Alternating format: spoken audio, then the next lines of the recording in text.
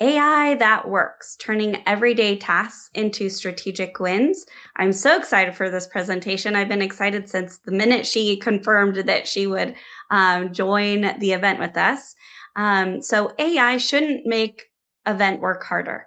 It should make it smarter. This session is all about real examples how event teams can use AI today to plan, communicate, report with more clarity, less chaos, plus what to avoid if it doesn't become a shiny distraction. Now everybody's like, just throw it in AI. That might not be your best solution. Please welcome Anca to the stage to share her thoughts on AI. And you will click the button in the bottom. There you go. Welcome, Hi, Anca. you were just reading my mind as I'm pressing on the thing. Lisa, thank you so much for having me. And thank you to everyone that has joined. And right now I'm going to go and make sure that I have my screen share ready for you for the slides that I will be honest.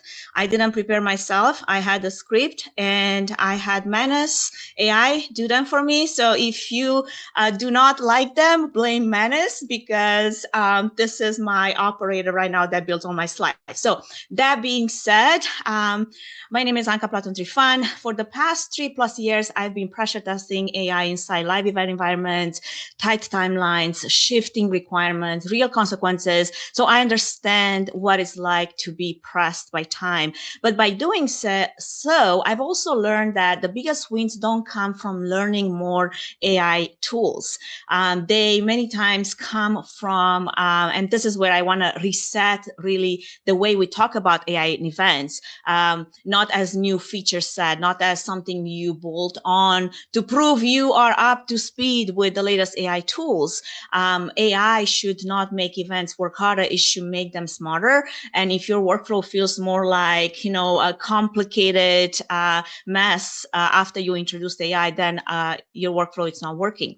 What I'm going to walk you through today in the little time that we have is where AI actually creates leverage across the event cycles and how you measure that leverage so it's not just theoretically measured. So that being said, let's get started. Let's be honest now for 1 minute about the environment that we are operating in. I'm sure many of you can raise your hand that the event teams are working not only with compressed timelines, not only on high stakes events, but in a constant decision loop. Stakeholders want instant revisions. The sponsors, want data-backed justification. Why should we be there? Why should we attend there? Attendees, they also expect personalization, and AI has increased the speed of output across the board. But the result is not always relief. It is acceleration. I personally do more than I've done before because of AI. I also do more things that I haven't had the opportunity to do before because now I have the ability to. But the question becomes now whether AI is reducing the work and the noise or just amplifying the speed and the pace at which we now operate. AI strategy means choosing where to apply pressure relief instead of adding more acceleration. And so then AI has to become this strategic leverage when it reshapes how you design your event from the get-go, how you assess what is happening in real time, and how you justify value afterward. An AI chatbot is not a strategy, but shortening your intelligence cycle is. And if AI can help you move from assumption to structure insight much faster, that changes decisions. If it helps you detect signal during the event and adjust, that also changes delivery. And then if it helps you defend return on attendance, not just return on investment, that also changes the renewal conversations that you're having. And that to me is strategy. Most events are built on educated guessing. We assume why people want to join our events. We assume what they want to learn. We assume what sponsors what sponsor need when they talk about exposures. And then we build 200 sessions and then hope engagement follows. That to me is very expensive guessing. The smarter move in this case is to treat pre-event as an intelligence phase. Before you even design that agenda, you need to structure the insight. So how do you do that? Here's how that actually works in practice. And I'm going to give you simple examples. So if all you have is ChatGPT, Gemini, Copilot, you can still do that. So instead of asking AI to generate session titles, you use it to help you define discovery dimensions. Open your LLM of choice and prompt it something like this. You are an event expert analyst. I am designing a 1,200 person leadership conference. Generate discovery questions that reveal attendee objectives, urgency levels, decision authority, constraints, and networking intent. Then cluster them into programming relevant categories. And it will automatically generate a structured intent cluster. Revenue growth, vendor evaluation, talent acquisition, operational efficiency, peer benchmarking. Now you add 3 to 5 of those intent-based questions into your existing registration form, whatever that may be, Cvent, EventMobi, vFairs, whatever, or the platform that you use, right? You export then the CSV weekly, or maybe have a ChatGPT agent or Claude coworker do that on your behalf.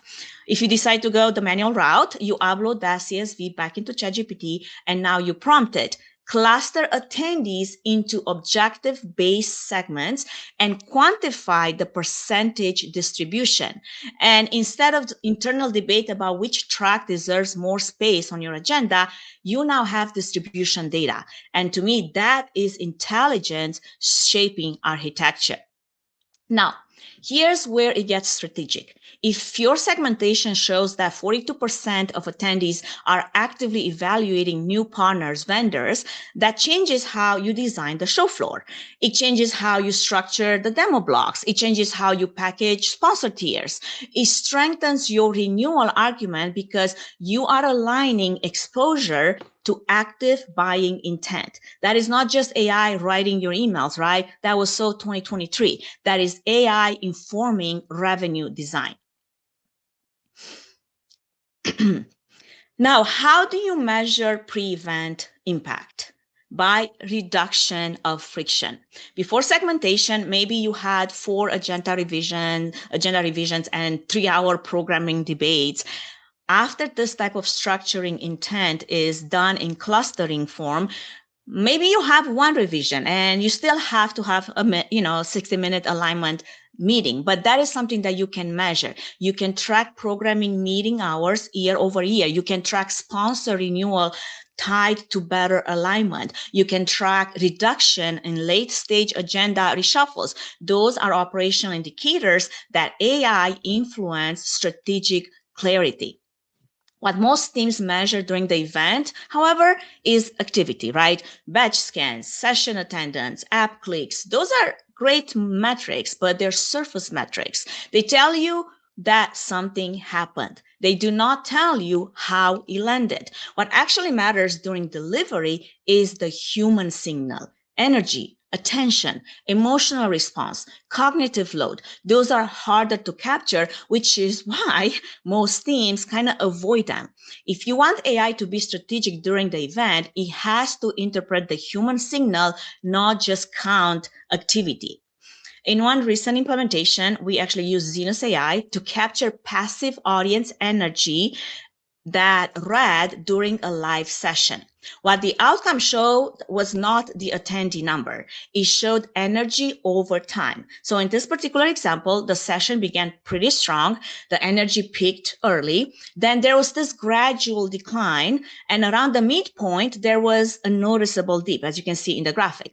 Then energy recovered slightly toward the end. Now, if you are only looking at the head count, that room looks pretty successful, right? But the energy curve tells a completely different story. It shows exactly where attention thinned, and it shows where cognitive density may have exceeded the tolerance for those attended. It also shows pacing impact. This is not just about facial recognition. It's about structure, behavioral, human signal. Now, here's where AI becomes strategic again. You do not stop at that graph. You export the session and the timestamps and the energy curve. You upload that data into ChatGPT. And in my case, because that was actually my session that I delivered in December, I will have it analyzed against my session transcript and prompted something like this. Here's an energy curve from a 60-minute session I delivered. Energy declined steadily between minute 20 and 30 during a framework-heavy explanation. See my transcript for details. Analyze potential causes related to pacing, abstraction levels, and interaction timing, and recommend structural adjustments to maintain engagement above the baseline. This is where AI becomes my structure reflection partner, because then it will suggest breaking those dense frameworks into shorter segments, insert some applicable examples, or maybe shifting Q&A placement, or maybe introduce some audience interaction before cognitive fatigue sets in. The power is not just in the graph, right? The power is in the feedback loop that you receive. So instead of just waiting until next year to redesign your session, you adjust tomorrow. And to me, that is strategy iteration in works. And this is why I want to widen the lens, because we are now capable of measuring audience energy with tools like Zenus and other AI tools. We are measuring engagements, we're measuring scan participation, but we are still not measuring what peak production cycles are doing to the humans running the event. AI has accelerated decision cycles, faster revisions, faster content generation, faster reporting, higher expectations, but has it reduced strain or compress it? And this is why I'm running the Resilience and AI Workload Study. It's a 1-minute survey that you take three times during your event cycle. So you want to measure stress, recovery, sleep, mental intensity, and AI-driven decision load. If we are serious about AI as a strategy, we also must measure the system impact, not just the audience reaction. This is a study that I'm running on my LinkedIn page. If you're interested, I'm more than happy to drop the link in the chat or after this. But I really invite you to participate. The responses are anonymous. The participants will receive aggregated findings. And if you're someone that's leading or working on a high pressure event and want to participate, definitely tag me afterwards, and I'll make sure that this is something that you get. Now, that being said, post-event reporting also must evolve. Satisfaction scores are not enough. Attendees are evaluating return on attendance. I mentioned that earlier. Sponsors are evaluating return on investment. That hasn't changed. But then leadership is evaluating budget justifications.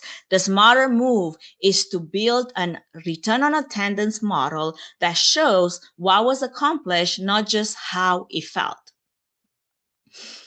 And here's how you do it. Short of building an AI agent, like I said, via Cloud Code to do it for you, you can export your lead retrieval data. You can export the session attendance aligned to attendee objectives.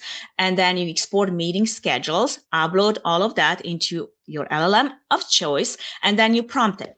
Build a return on attendance scoring framework using meetings booked, sessions aligned to objective, and follow-up intent. Generate an executive summary narrative. And AI can automatically structure a scoring logic and produce that executive-ready summary. And now your post-event report says, attendees average 4.2 qualified interactions and 3 objective-aligned sessions versus attendees had a great time. That is defensible value for an event producer and event planner. AI fluency is not knowing every tool on the market. It's knowing where leverage lives. And for event planners, that means structure segmentation before design. For producers, that means signal interpretation and pacing adjustment. And for marketers, that means outcome modeling and renewal narratives. You start with one repeatable workflow. You define success before implementation, and then you measure it. So here's your action. Choose one workflow this quarter.